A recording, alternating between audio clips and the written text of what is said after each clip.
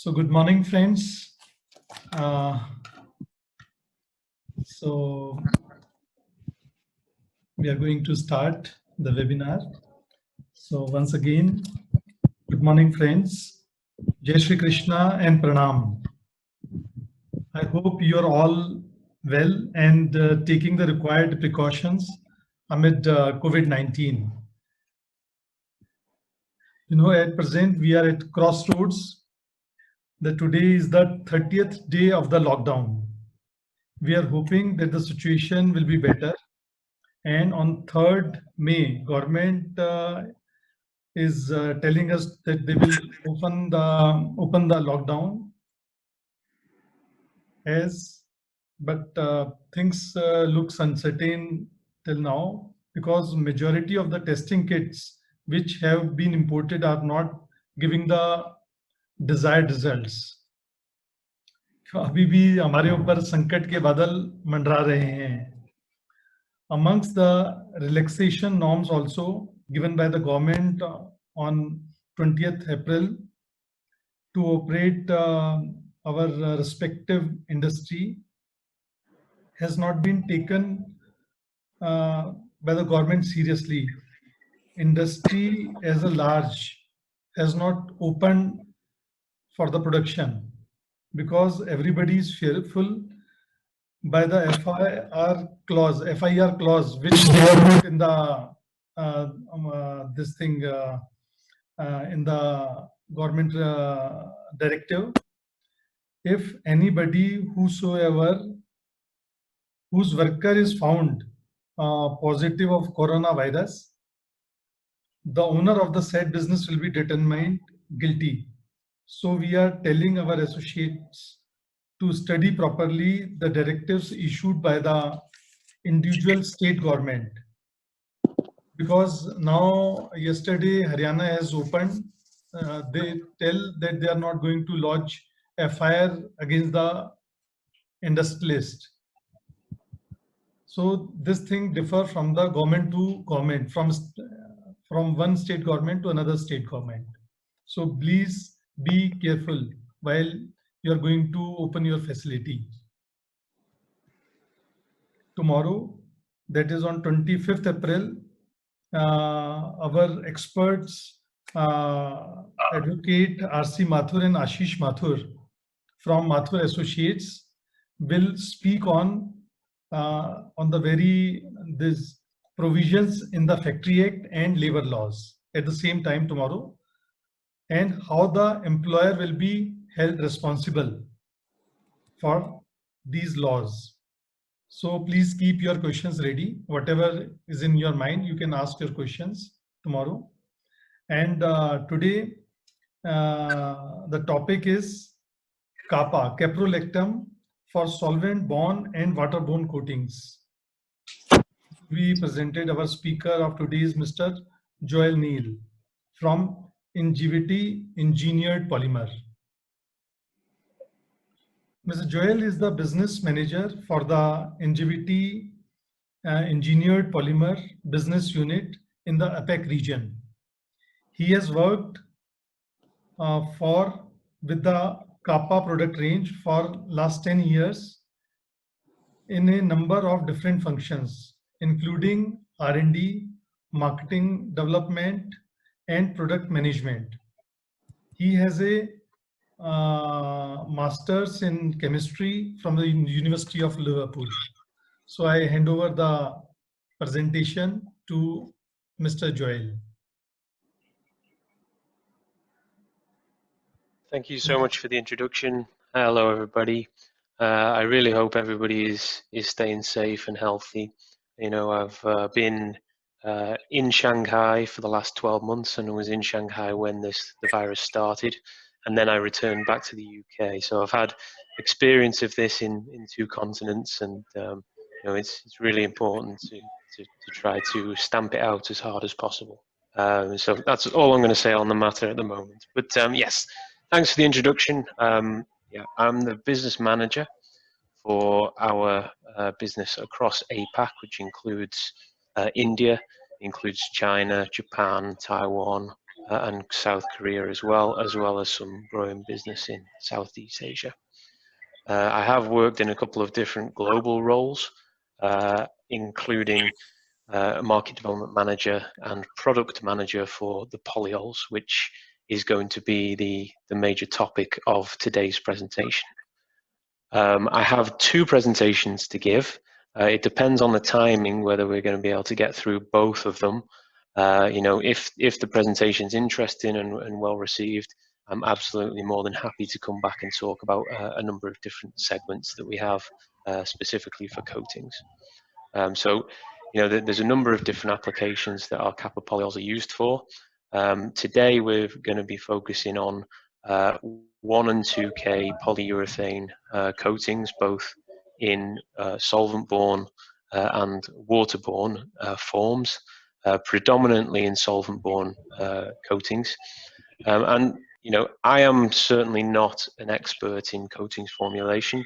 I'm an expert in the caprolactone polyols themselves and the properties that they can bring to certain coatings. So the purpose of this presentation is to make you aware of the technology and to give you an idea about some of the good properties that our products can bring to your formulations. You know, this is going to give you some of the trends and some of the key performance characteristics that our products can modify. You know, there may not be any active projects where these products will fit, but I'm sure in the future that there will be some interesting uses for these products in India, which we see as a growing market for us. So I just want to check, can everybody see my screen? Sagar, can you just confirm that the screen share is working? Yeah, your screen is working. It's on full screen. Thank you. Excellent. Okay, very good. So let's get started. What I will do, I'm going to stop after the solvent-based coatings part of this presentation, and then, you know, I can invite some questions at that point, and then we'll move on to the water-based, and if possible, we'll move on to a specific study that we did into one of our very high performance grades. So let's get started.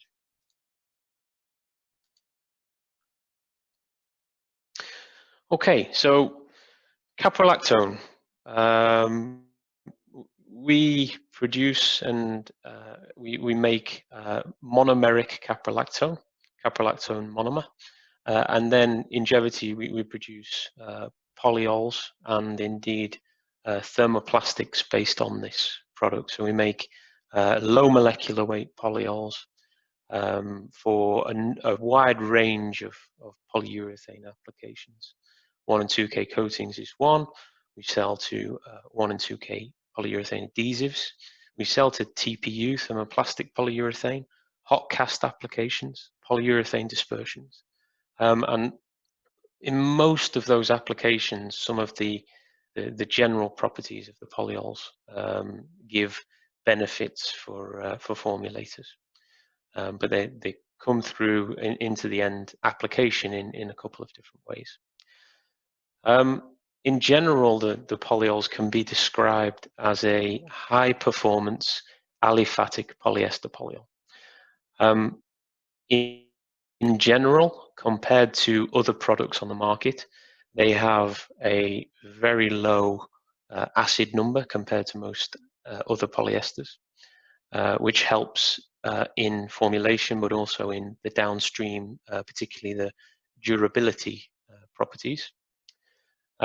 We do have a very well-defined functionality because of the ring opening mechanism. We always get primary hydroxyl groups. We don't get secondary. So good, consistent reactivity.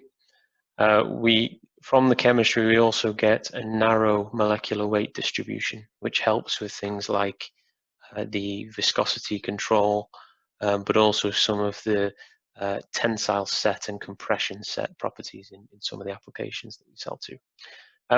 In general, compared to other standard polyesters, the viscosity is very low, and that will come into this presentation around VOC reduction, that you can use potentially less solvent when you use a caprolactone polyol as a modifier for a coatings formulation. So we have a few different designs, if you like, of caprolactone polyols. Most of our product range is difunctional, so two hydroxyl groups, but we do have a smaller range of trifunctional products and also tetrafunctional polycaprolactone. So for our polyols, we have a wide range of molecular weights as well, depending on the application and the desired properties that customers want to achieve. We have low molecular weight polyols from around about 300 molecular weight up to around 2,000 to 3,000 and 4,000, depending on the type of application. For the cross-link coatings applications, usually the customers are using our liquid products, which is our grades between about 300 and 1,000 molecular weight approximately.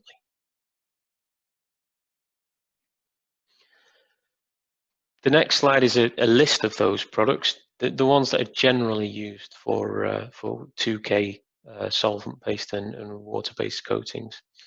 So the top products here are our standard grades. These are the ones that most customers do choose to use. They give a good balance between flexibility and hardness in the coatings.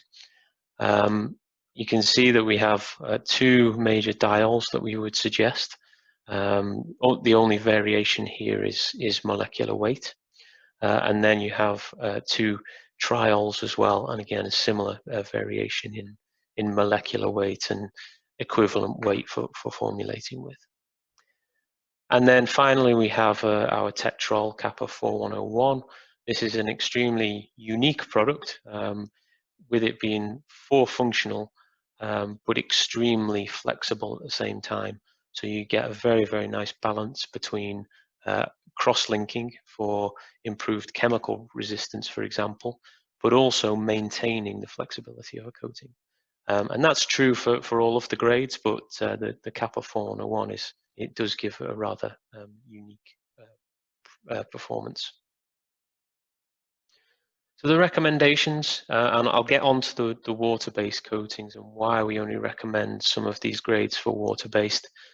Basically, it's because they are slightly hydrophobic, so there's only a few that will work in water-based coatings, but I'll come on to describe that a little bit later.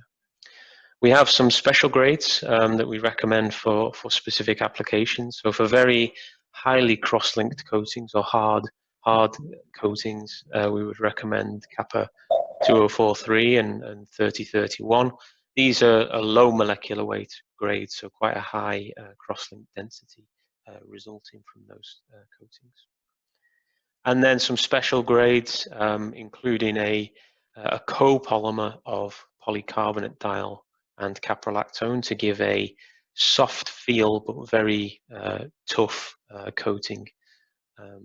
And then our 8025D, which is a partially renewable copolymer, relatively high molecular weight, 2000, but gives a good combination of soft feel properties as well as good overall properties too. So, as I mentioned before, this is not to give a final formulation. The study that we've done in this presentation is to show the trends of what can happen as you introduce more and more Capa polyol into a formulation. So that's what we're going to be showing in the next few slides.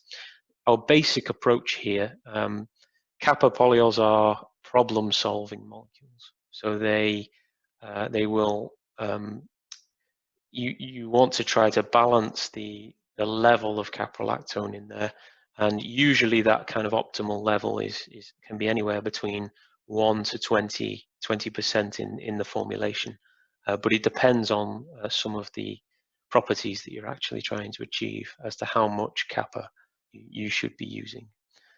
So this is hopefully going to show a little bit of that. The formulation approach we've taken, we've used a standard acrylic polyol in combination with a HDI trimer type of cross-linker for the isocyanate part. And so we've done one formulation that is solely based on the acrylic polyol, one formulation that is based on another standard polyester, where the polyester has been substituted some of the acrylic polyol to act as a flexibilizer. And then we've got formulations based on Capa products to then show the difference between them and the standard polyester. So this is the formulation matrix. You can see we've used a additive package, some DBTL as the catalyst in this, solvent mixture, which is mostly butyl acetate, and then we've exchanged in the different formulations the type of modifier polyol that we have. So the important thing to recognize from these formulations is that the acrylic polyol has got quite a low OH value, and the polyester polyol has a slightly lower OH value as well.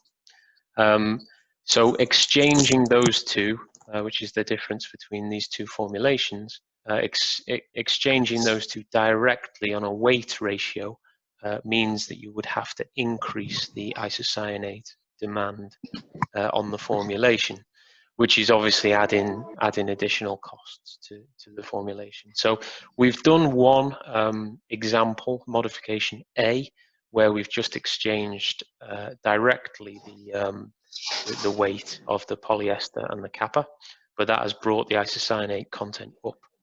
For modification B, and indeed the rest of the modifications, we've exchanged the reference polyester for the equivalent OH value in the formulation.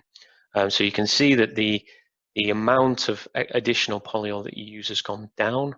The amount of isocyanate is constant compared to the previous formulations. So this is, in my mind, the best comparison is between these two formulations. But this is valuable as well, just to show what a direct comparison can give. Modification C is simply double the amount of Capa. So what we've done here, we've doubled the amount of Capa, but we've actually taken away some of the acrylic polyol. So again, the isocyanate demand is balanced and comparable to the original formulation. So we're trying to show the influence of the Capa in these formulations, not the influence of the increased isocyanate demand. Modification D is using Capa 4101 instead. Again, in a similar approach to modification B, where we're trying to keep the isocyanate demand the same. So we've exchanged all of the reference polyester for the 4101, which means we've used about 5 grams of that. Okay, so with that being said, we start to have a look at some of the good results. I mentioned before the viscosity level of the Capa. Usually that is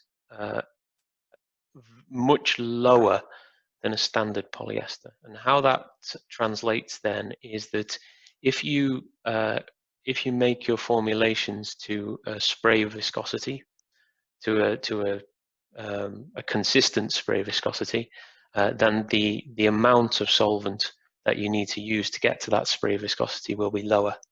And that's just directly because of the low viscosity of the Capa polyol. So a lot of customers use it to try to reduce VOCs, increase solids content in formulations, which is a key driving force behind some of the it's where customers want to get to, is lower and lower solvent demand. So you can see this, it's pretty obvious, compared to the standard acrylic, but also compared to the reference polyester. Any amount of Capa that you add, you're going to get a reduction in viscosity. but the key ones to compare here is the viscosity reduction at the same amount of isocyanate, so modification B, and then you double the amount of Capa 3050 and you get a further viscosity reduction as well. So you can see the trend here of the VOC being reduced. So that's one of the key value propositions that our customers use the Capa polyols for. In a similar kind of trend, another key performance parameter of a Capa polyol is the abrasion resistance. This is not just to solvent-based coatings. We see the same high level of performance in polyurethane dispersions, in polyurethane elastomers as well, which is very well established that in general Caprolactone products give an extremely high level of abrasion resistance. And again, you can see that quite straightforward from the chart. The acrylic gives one particular performance, and the reference polyester formulation is slightly worse in this case. But any addition of the Capa polyol gives you an improvement in abrasion resistance. So another kind of key metric. So this is the approach that our customers take, is to find that balance to use the caprolactone to get to a certain performance characteristic.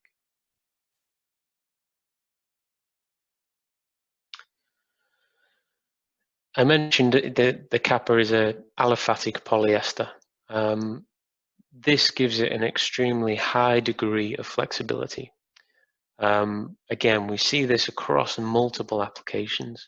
Thermoplastic polyurethane, for example, caprolactone is used a lot of the time in high resilience applications, high elasticity. And we believe that that's why the impact resistance of the formulations using Capa is improved quite a lot. You have this aliphatic polyester backbone that has a very low glass transition temperature.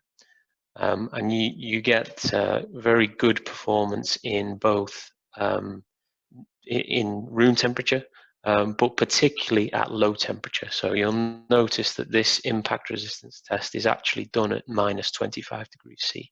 So at that point, you get a significantly reduced performance in the acrylic polyol, but the formulations based on the Capa still give you quite a high degree of impact resistance. I'll show this later on if we get to the Form 101 presentation. It shows even more pronounced effect on this kind of test.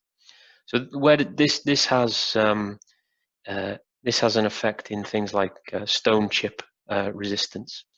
That combination of very high abrasion resistance with very high impact resistance leads to a very good performance in things like stone chip resistance and erosion resistance. So those kind of very tough environments is where you would find people starting to use the caprolactone polyol.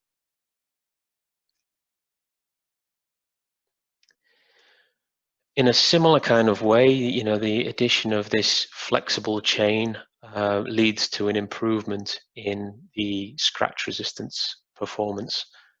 So again, you can see the fracture transition here of the acrylic. The polyester in this case doesn't actually improve that very much. But again, any addition of the caprolactone starts to give you an improvement in scratch resistance. So it reduces the brittleness and the risk of creating that permanent scratch, as it's able to flex and to potentially have some sort of reflow property.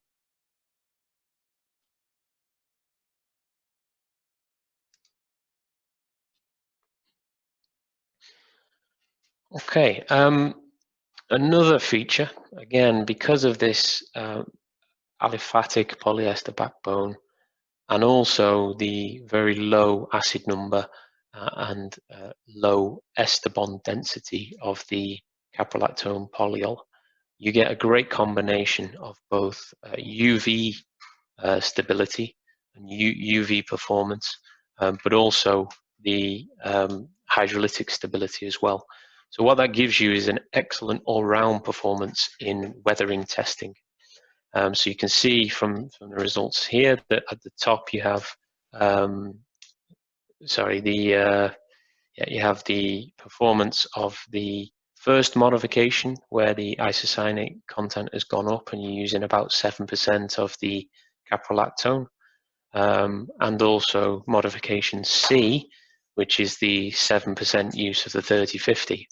The two middle results here, where the gloss has dropped, is where you use a lower loading of Capa. And then the two bottom results is the acrylic and the reference polyester formulations. So pretty much, you have 0% Capa here at the bottom. You have approximately 3 to 5% Capa in the results with the medium performance, and with the highest performance you have approximately 7% Capa. So it's almost a linear trend of improving performance by the amount of Capa that you have in there. So again, another way to improve and increase the QUV weathering of these types of coatings.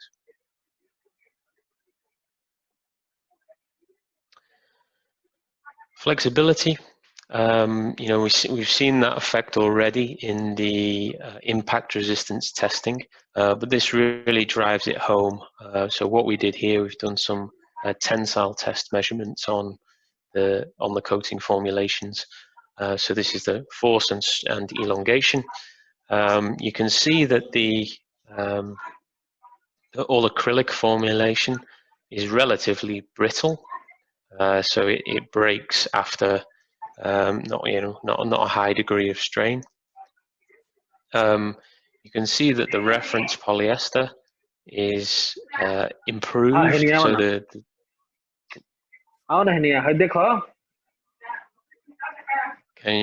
So can you put yourself on mute? There we go. Okay. The reference polyester does its job in terms of giving you a little bit more elongation, a little bit more flexibility. Modification D is quite interesting because that is the 4 functional product, the 4101. So although that is a much higher functionality, you still get approximately the same amount of elongation as you do with the reference polyester, which is 2 functional. So even though it's higher functionality and you have a higher degree of cross-linking, you still get a very high degree of flexibility in those in the cross-link coating.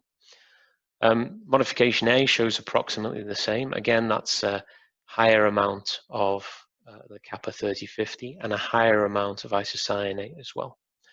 And modification B and C shows the same amount of isocyanate, but an increasing amount of the 3050. So again, the kind of true comparison to show the power of what caprolactones can do is to look between the all acrylic, modification B, and modification C. So you can really start to give yourself some degree of flexibility in those coatings, which plays into things like the impact resistance. Okay, so I've gone through that reasonably quickly. Is there any questions at this time on the work on solvent-based systems that anybody would like to ask? Yeah, I have one question. Can you hear? I can, absolutely. Yeah, so I have one question on the acid value on weathering, and you have mentioned the low acid value is very good for the exterior weathering. So I want to know what is the number in acid value you look for, generally. The acid value of our products in general is around about 0.5 milligrams KOH per gram, Okay. which particularly for the low molecular weight polyesters is quite low. And we see that having an impact on the hydrolytic stability of the polyester itself. Perfect. I just, in addition to that, because this is a combination of acrylic polyol along with caprolactone. So acrylic polyol acidity is also, needs to be considered at the same point, right? Yeah, I think the overall acidity of the system does need to be considered. I think in general, if you can keep that lower, then the system will be a bit more stable or a bit more durable, let's say. Okay, thank you. Okay.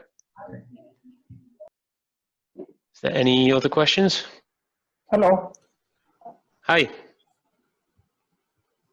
Yeah, I have one question. You're requested to please. Hi, Ketan Dave here. I want to ask what is the effect of caprolactone on humidity, condensation resistance of the product? Yeah. So the humidity resist. So part of the QUV testing was humidity, but a more extreme testing, Capa is shown to be very resistant. So I would say that it's more resistant than a standard polyester. That's for sure. We see that across. No, it will be better than the. It will be. Yeah. Sorry. It will be better than the polyester because polyester goes for hydrolysis. But how Yes. far it will be comparable to acrylic? Because here it will be having more ether linkages. Yeah, I think that the acrylic would be ultimately would can be. you throw some light on that? Yeah. So ultimately, the acrylic would be slightly higher, higher performance, but using a caprolactone shouldn't give you too much weakness to And hydrolysis. one additional question. Yeah. What is the elongation and tensile strength we can get with this product, or can it be used with the aromatic isocyanate to get elastomeric polyurethane kind of a thing? Absolutely. One of outside this segment, it is used in with our aromatic isocyanates. So I'll give you an example. So one of the common formulations is flooring coatings. So using an MDI type of pre-polymer or liquid MDI with another cheaper polyester or a cheaper polyol such as a castor oil polyol, and the caprolactones can be used in that to make a more elastomeric type of formulation. They're also used in things like potting compounds, encapsulation resins to give exactly that, to give more elongation, and also in those ones more strength. And then you have things like thermoplastic polyurethane, where it's very commonly used in things like TPU seals and gaskets, in extrusion grade of TPU. So yeah, absolutely. With a TPU formulation, you can get elongations of 700-800% and even above. Okay. What is the typical drying time this product has under air drying condition? Yeah, and that's probably, and you'll see in the waterborne formulations, that's one of the areas where it needs to be optimized. I don't have a kind of standard for you today, because it depends on the amount used in the formulation, but because of the higher degree of flexibility, the drying times can sometimes be a bit longer with Capa. So again, it's a balance of the balance of the mechanical performance that you need, or the performance that you need, or durability, against some of the the formulation requirements as well. So I request Mr. Shredave to ask more question on email. If somebody else has any more question on Solvent-borne, he can raise his hand and ask. then we can move to other segment of water base. Yeah, I have one question. Hi, Venkat. Hi. See, regarding that weathering slide, most of Capa modified experiments are good. In this, the weight ratio of isocyanate is same in all experiments, or it is different for Capa? Say that again, sorry. I mean,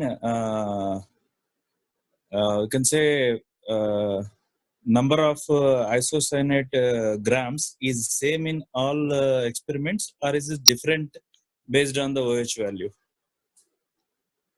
Yeah, so in these formulations, most of the formulations are the same. So you can see that the line here is 30.84 is the amount of isocyanate used. So we formulated them to be the same. The only one is modification A, where we've actually used a higher isocyanate demand. And that's because there's more of the hydroxyl groups in the polyol component. Okay. Yeah. So it's clear in this slide. Yeah. Thank you. Yeah, no problem. Okay, then I think we'll probably go on to Waterborne. You know, this is maybe a bit more of an area where we do need more work in it, because it's not a normal approach, I don't think, with the Capa polyols because of the nature of the polyols. So I mentioned before that the polycaprolactone polyols are essentially hydrophobic, so they don't really dissolve in water. So the only grades that we really recommend are those low molecular weight polycaprolactones, and we recommend to add those into acrylic emulsion. They can go into them and they can be stable, and I'll show some data on that to get you some interesting performance characteristics. So the polyols are low viscosity, so you can mix them in relatively easily. The high OH number of the low molecular weight grades gives you a certain degree of compatibility with water. As soon as you go to some of the higher molecular weight polyols, then you lose that compatibility. You do have great compatibility with the acrylic polymer. So what tends to happen is the Capa polyol migrates into the acrylic polymer phase, into that emulsion. So you can get it in. It's a little bit difficult to do, but yeah, we'll go through some of the results for this. So you can see the type of test that we've done. We've taken an uncured acrylic emulsion, waterborne emulsion, and we've added in the Capa 3050, which is one of the grades that does work. It's quite a low molecular weight, quite a high hydroxyl number, so it can go into the water and it can go into the acrylic emulsion. But there is limits. You know, you can only add so much before the Capa starts to fall out. So in this case, you know, the add in 8% of the Capa 3050 into the acrylic emulsion. This gives you, you know, a nice blend. This is a distribution, particle size distribution. You can see 13% and even 16%. The acrylic emulsion is stable. What seems to happen then is as you go above that to the 32% and the 40% Capa, you start to get separation, and particularly in the 40% range, you start to get separation of the emulsion and the Capa. So that just means that the range of the Capa, or the loading of the Capa, needs to be quite low, needs to be quite precise to be able to make sure it stays in that blend with the the emulsion. So we've done a similar approach in this one. This is on a waterborne, a water dispersible crosslinker. The only problem with this is that we didn't balance, at the time we did this work, we didn't actually balance the isocyanate. So you can see that most of these formulations, it's an increasing weight of Capa into the emulsion, but it's also an increasing isocyanate demand as well. That's something just to bear in mind. We at this point we didn't actually balance and make adjustments for the extra OH value in the 3050 and the 4101.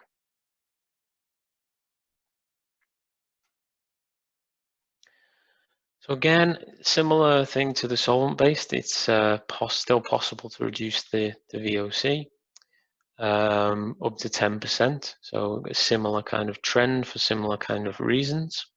That one's reasonably straightforward. This maybe goes back to the question around dry-in time. It's not as pronounced in the solvent-based systems, but it is clearly pronounced here. So you can see the acrylic formulation in this case has a drying time of approximately 20 minutes, increasing the Capa 3050 and indeed the 4101 does increase the drying time quite significantly in this case. So that's something that you do need to be aware of when formulating, that you may see some changes to drying time, and that may need to be balanced in another way.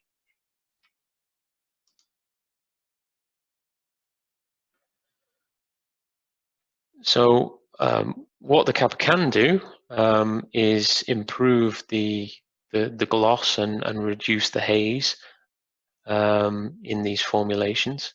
You know, the good compatibility of the product with the acrylic resin and the lower viscosity as well help to give the better flow and leveling properties, improving the film formation of the coating.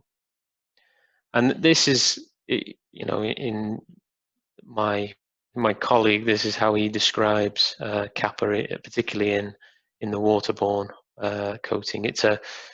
Consider it to be a reactive coalescing agent, and that's, you know, that's a good way to think about how you would use it.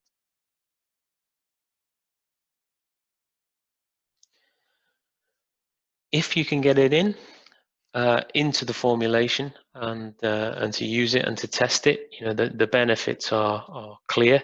That the impact resistance is much improved. The 4101 unfortunately was unable to be tested at the 8% loading for this particular test. So we've only got the 3050 and the 4101 at the higher loading, but you can see the trend still. And again, depending on what you need to get to in terms of the performance of the coating, you know, is 8% and 13% could potentially be too much. Is 3% or 5%, you know, enough to get the level of impact resistance that may be needed? Very similar arguments as to the scratch resistance as the solvent-based systems. Again, flexibility in the polyester chain, building into that cross-link coating gives you a improvement in the scratch resistance. You can see that from both of the values, and in general, you know, the more Capa you use, the more flexible and the higher the scratch resistance will be. So again, it's finding that balance of where you need to improve to satisfy the customer request. Okay, I'm gonna stop it at that point again, and I'll ask for some, if there is any questions. I know the waterborne part of this presentation was much shorter and sharper, probably with some strange ways to use the product, but you know, you can get some good performance if you can figure out that way to get it into the formulation and to overcome some of the shortcomings in terms of the drying time, you know, you can really get some interesting results for both impact resistance and scratch resistance as well. Joel, Okay. there is one question from me. Can we add Capa directly into manufacturing of paints itself while formulating the water-based paints? Can we add it directly? You know, it's a low molecular weight polyol, so you would, you know, it would only really be effective if it's being further reacted and cross-linked. Okay. So Yeah. Okay. So you know, you would, if you were to introduce it into the paints, you would probably introduce it as a polyurethane dispersion or something along those lines, I imagine, or as a already pre-prepared resin, which the lower molecular weight polyols, I'm not sure would have a beneficial impact, unfortunately. Okay. Thank you. Any other One question I am having. Please. Hi. I'm having one question. Hello. Yeah, no problem. Can you hear Hi. me? I'm having one question. Sure, we can hear you. Please go ahead. Hello. Dr. Harish Agarwal, everybody can hear you. Please go ahead. Hello. Harishji? Yeah, there's one question. As you said, the Capa is insoluble in water. Can you hear me? Yeah, please speak slowly. Can you hear me? Yeah, slowly. I'm audible. I'm audible Yes. to you. Yes, you're audible. See, there is a one question, as you said, that Capa is insoluble in water. Capa is insoluble in water, and you told that because of the function. I'm sorry, Harish. The signal seems to be bad. I can't hear you properly.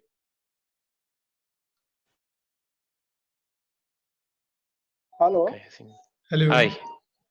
Try again. My question is that that Capa is insoluble in water, and when it is added to the emulsion, because of the functional group OH, it is added into the water. So the emulsions are having a different kind of surface tension. When the interforce molecular are there, they are having surface tension. The Capa is hydrophobic in nature. Is it possible to make the Capa with the emulsions? Or what role surface tension will play that? Okay, I think, yeah, I think the answer. I think I heard the question, so I could be wrong, but yeah. So the Capas in general, they don't mix with the water. So our recommendation would be to mix them with the acrylic polyol. Sorry, the acrylic emulsion before you add the additional water. So they migrate into the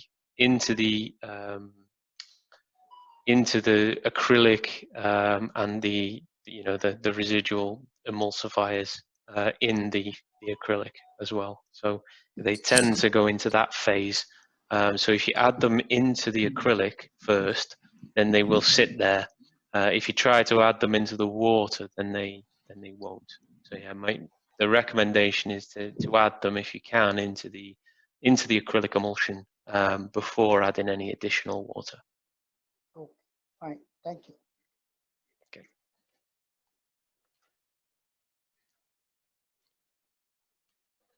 Okay. I think we're getting to 1 hour. I didn't manage to get onto the Capa 4101 presentation, but I did send it out yesterday. I'm not sure if it's been passed on to everybody, but this presentation is quite a nice study, and I'm just going to skip quite far ahead. So in this presentation, we wanted to see where the optimized amount of Capa 4101 in this case is, and we tested this really in a automotive and aerospace kind of test with some of the very severe chemical resistance tests. And in this case, we went from 1.5% of the Capa up to 12%, and and tested in between. And it's some of the results in here are very interesting. Some show similar effects as what we've said before, but it shows very well some of the trends that you can get from just adding small amounts to the formulation in order to optimize some of the formulation. So I would recommend if you want to have this one, and you can either request it from Mr. Kunal, and we can potentially do another presentation at some point in the future.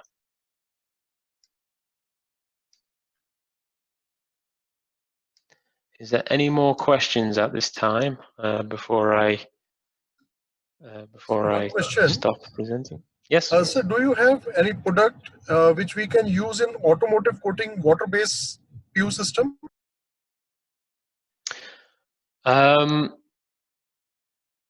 Do you mean in? Yeah. Well, I think if you're talking about things like coatings, in automotive coatings, and what type base automobile or automobile use. What type of coating? Sorry, for what type of substrate? What type of? Sir, it's an automobile. It's a metal, like automobile cars or something. That's a water-based PU coatings. You have something like that? Any product like that? I would think that some of the harder, some of the lower molecular weight polyols could be incorporated into an automotive waterborne coating. How it would be formulated. So I think something like the Capa 3031 that we spoke about at the start would be suitable. Probably the Capa 2043 as well, and the 4101 potentially would be good choices. But again, they would be modifying polyols and used as the salt and pepper in the formulation. Okay, thank you. Thank you, Mr. Joel. So, if you want to add something more, Mr. Joel? I think from my side, we're nearly at 2:30 here in Shanghai. I think that for now I'm okay. Thanks again for putting this on. And if these products seem interesting, I can come back again sometime, and we can do another hour if you get good feedback from this meeting. But thanks for having us, and I really appreciate everybody's time. Yeah, thank you, Mr. Joel, and imparting such a beautiful knowledge about caprolactones. Those can be used in solvent as well as water-borne coatings, and it do give a lot of functionality in our coatings. It is very good for impact resistance. It is a gloss enhancer. It is good for flexible coatings, and very good for scratch resistance coatings. So thank you very much, Mr. Joel.